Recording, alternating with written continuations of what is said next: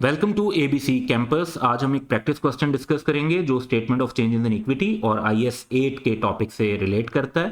Question का title है supreme cement company limited. तो क्वेश्चन ये है कि supreme cement company limited is in process of finalisation of its accounts for the year ended 31 दिसंबर 2012। तो हमारा जो करंट ईयर है वो 31 दिसंबर 2012 है। Following information is available. सबसे पहले हमें 31 दिसंबर 2011 और 10 की इक्विटी गिवन है। इसके बाद टोटल कंप्रिहेंसिव इनकम दी हुई है जो कि 31 दिसंबर 2010, 11 और 12 के लिए गिवन है, जिसमें तीनों सालों का डाटा दिया हुआ है। During the year ended 31 December 2012 it was observed, यानी ये बात कब पता चली? करंट ईयर में पता चली कि it was observed that machinery purchased on 1 July 2011 for rupees 350 million was erroneously debited to stock in trade instead of property plant and equipment। यानी उसको प्रॉपर्टी प्लांट एंड इक्विपमेंट में डेबिट करना चाहिए था, गलती से उसको इन्वेंट्री में शामिल कर दिया। अब जब इन्वेंट्री में शामिल कर दिया तो ना सिर्फ ये कि क्लासिफिकेशन गलत हुई बल्कि फिर डेप्रिसिएशन भी चार्ज होने से रह गई होगी। SCCL depreciates machinery at the rate of 20% per annum, reducing balance method। No adjustment has been made yet in respect of this error. तो अभी तक कोई एडजस्टमेंट नहीं हुई और हमें वो एडजस्टमेंट करनी पड़ेगी।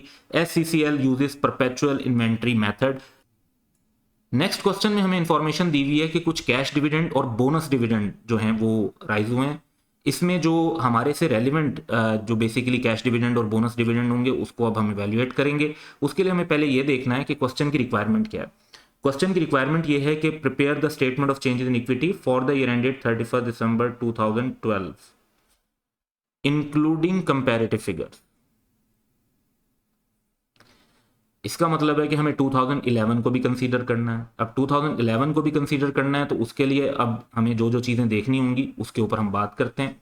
सबसे पहली बात ये कि जो 2010 का इंटरिम डिविडेंड है वो तो 2010 में ऑलरेडी रिकॉर्ड हो चुका होगा, उसको हमें रिकॉर्ड करने की ज़रूरत नहीं है।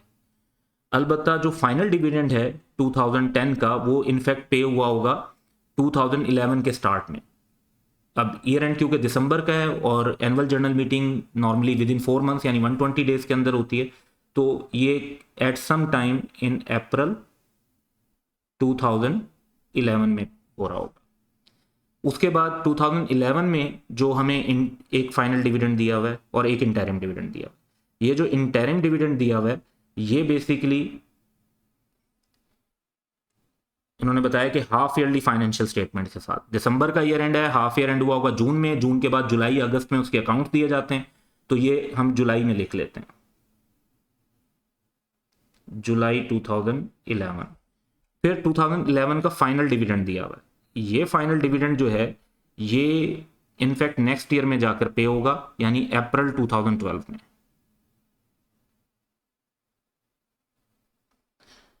उसके बाद अगर हम देखें तो 2012 में इंटरिम डिविडेंड दिया हुआ है। वंस अगेन ये इंटरिम डिविडेंड है तो ये जुलाई 2012 में पे हो रहा होगा हाफ ईयरली अकाउंट्स के साथ। और जो फाइनल डिविडेंड है ये हम नहीं ले रहे होंगे क्योंकि ये तो नेक्स्ट ईयर में यानी 2013 में जाके डिक्लेयर होगा और तभी इसको रिकॉर्ड किया जाएगा। तो डिविडेंड के लिए डेट के मेंशन करने से फिर बाद में हमें क्वेश्चन सॉल्व करते हुए सीक्वेंस को समझने में और फिर उसके मुताबिक जो है ना डाटा को लिखने में आसानी होती है, इसलिए इसको हमने खास तौर पर फोकस किया हर क्वेश्चन की तरह। अब उसके बाद लास्ट इंफॉर्मेशन ये है कि राइट इशू ऑफ शेयर भी हुआ है जो 30 नवंबर 2012 को हुआ है, जिसमें in the ratio of 4 right share for every 5 share held हुए हैं by the company. The right issue was made at ₹18 पर शेयर।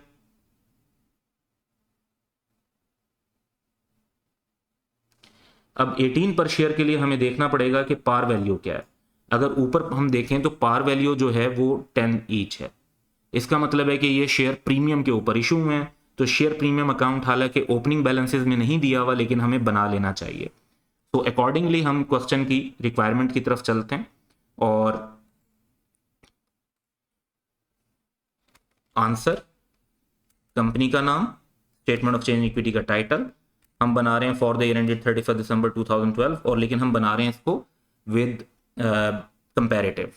तो हमारे पास शेयर कैपिटल और शेयर प्रीमियम शुरू में तो नहीं है लेकिन बाद में राइट इशू के अंदर आ जाएगा, और रिटेन अर्निंग, ये कॉलम बनेंगे और रुपीज़ इन मिलियन है। तो ये बेसिक हम पॉइंट्स लिख लेंगे और अब इससे आगे स्टेप्स पर चलेंगे। अच्छा, अब अगर हम क्वेश्चन में स्टार्टिंग पॉइंट देखें तो हमारा जो स्टार्टिंग पॉइंट होना चाहिए वो 2000, ये 31 दिसंबर 2010 का जो डाटा दिया हुआ है, क्योंकि ये फिगर्स 31 दिसंबर 2010 की हैं, यानी यही फिगर्स 1 जनवरी 2011 की हैं, जो कि हमारा स्टार्टिंग पॉइंट होगा, क्योंकि हम 2012 की इक्विटी बना रहे हैं और कंपैरेटिव ईयर 2011 और उसका स्टार्टिंग पॉइंट 1 जनवरी 2011। तो ये जो ओपनिंग बैलेंस दिए हैं शेयर कैपिटल और रिटेन अर्निंग के, इनको हम इनकॉर्पोरेट कर लेते हैं सबसे पहले।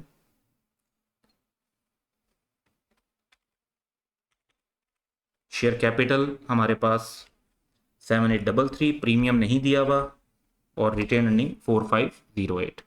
अच्छा, अब उसके बाद पूरे क्वेश्चन में अगर हम स्टेप वाइज डाटा देखें तो सेकंड इंफॉर्मेशन में टोटल कंप्रिहेंसिव इनकम है, फिर एक एरर की करेक्शन दी हुई है, वो तो जाहिर बात है कि प्रॉफिट को अफेक्ट करेगी, और इसके साथ ही अगर हम देखें तो हमारे पास जो फिर डिविडेंड वगैरह हैं, और फिर एक 2012 में जो है फिगर है। अब हमें सबसे पहले बोनस डिविडेंड लेना चाहिए फाइनल वाला, ये 2011, क्योंकि ये सबसे पहली डेट है। बाकी जितनी भी डेट्स हैं अगर आप नोटिस करें तो वो इसके बाद की हैं। तो सीक्वेंस वाइज अगर चलें तो ये अप्रैल 2011 में 2010 का फाइनल डिविडेंड पे हुआ होगा इन 2011, डिक्लेयर भी और पे भी। तो इसको हम अब रिकॉर्ड कर लेते हैं, 20% की अमाउंट है, तो हम 20% ऑफ शेयर कैपिटल ले लेंगे, रिटेन अर्निंग को डेबिट कर देंगे और शेयर कैपिटल को क्रेडिट कर देंगे। उसके बाद जो हमारे पास क्वेश्चन में नेक्स्ट इंफॉर्मेशन है, ये अप्रैल 2011 को हमने कंप्लीट कर लिया। तो उसके बाद जो नेक्स्ट डेट है हमारे पास वो जुलाई 2011 की है। अब जुलाई 2011 की फिगर को भी इनकॉर्पोरेट कर लेते हैं। इसमें 10% इंटरिम बोनस डिविडेंड है। तो ये जो टोटल शेयर कैपिटल है, इन दोनों के ऊपर हमें 10% की अब जो है परसेंटेज अप्लाई करनी होगी।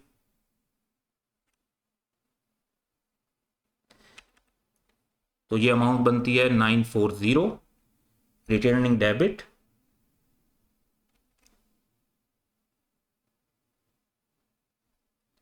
और शेयर कैपिटल क्रेडिट। इसके बाद अगर हम डिविडेंड वगैरह में देखें और शेयर इशू में देखें तो बाकी सारी फिगर्स 2012 की हैं। तो इसका मतलब है कि अब हमें 2011 के प्रॉफिट की तरफ चलना चाहिए। अच्छा, अब अगर 2011 के प्रॉफिट की तरफ चलते हैं तो हमें 2000 जो 10 का प्रॉफिट है वो रेलिवेंट नहीं है, 2011 का प्रॉफिट रेलिवेंट है, विच इज 4944। लेकिन अब यहाँ पर इशू क्या आएगा कि एक एरर भी है। एरर ये है कि 2011 में जुलाई से दिसंबर तक 6 मंथ बनते हैं। तो 6 मंथ की का हमारी जो 350 मिलियन का एक प्रॉपर्टी प्लांट इक्विपमेंट गलती से इन्वेंट्री रिकॉर्ड हो गया था। अब प्रॉपर्टी प्लांट इक्विपमेंट तो चेंज इन इक्विटी में शो नहीं होता, वैसे तो उसको भी क्रैक करेंगे प्रॉपर्टी प्लांट इक्विपमेंट को और इन्वेंट्री को भी, लेकिन इसका जो सेकंड इंपैक्ट होगा वो डेप्रिसिएशन का होगा। तो 20% ये डेप्रिसिएशन हमें गिवन है और रिड्यूसिंग बैलेंस मेथड है, और 1 जुलाई से ये डेप्रिसिएशन बनती है 6 मंथ की, और अगले साल में पूरे साल की बनती है। तो अगर हम ये डेप्रिसिएशन के इफेक्ट कैलकुलेट कर लें तो फिर हमारे लिए साथ ही हमने ये ध्यान में रखना है कि हमारी जो प्रॉफिट की फिगर है वो 2011 की 4944 है। तो इसको इनकॉर्पोरेट करते हैं। पहले तो हम डेप्रिसिएशन की कैलकुलेशन कर लेते हैं कि एक्स्ट्रा डेप्रिसिएशन जो है हमारी 2011 में 350 मिलियन का एसेट है, 20% डेप्रिसिएशन रेट 6 मंथ की 35 मिलियन बन जाएगी। उसके बाद अगर हम 2012 की बात करें तो उसमें अब 350 में से 35 निकाल के, क्योंकि रिड्यूसिंग बैलेंस मेथड है और पूरे साल की 20% डेप्रिसिएशन कैलकुलेट करेंगे तो वो 63 मिलियन बनती है। तो 2011 में जो हमारा प्रॉफिट है उसमें से ये 35 मिलियन लेस करके हम शो करेंगे, profit for the year restate कर देंगे और उसमें 35 मिलियन की ये करेक्शन हो जाएगी। इस करेक्शन के बाद प्रॉफिट जो ऐड होता है वो रिटेन अर्निंग के अंदर होता है।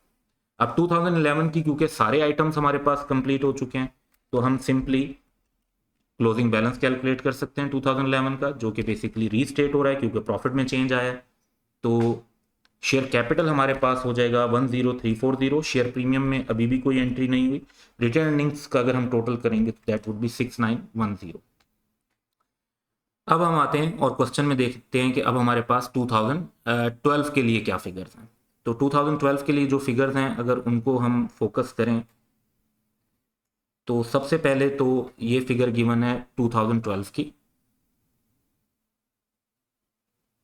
जो कि 15% फाइनल डिविडेंड है। तो ये 15% फाइनल ये कैश डिविडेंड है, तो इसको रिकॉर्ड कर लेते हैं। रिटर्निंग डेबिट और कैश या डिविडेंड पेबल क्रेडिट हो जाएगा, इसमें शेयर कैपिटल के अंदर इफेक्ट नहीं आएगा। उसके बाद देखते हैं कि नेक्स्ट हमारे पास क्या चीज़ है। नेक्स्ट उसके बाद देखें तो वैसे तो राइट शेयर का इशू भी है लेकिन वो नवंबर में है, और उससे पहले हमारे पास है जुलाई 2012 में इंटरिम कैश डिविडेंड 10%।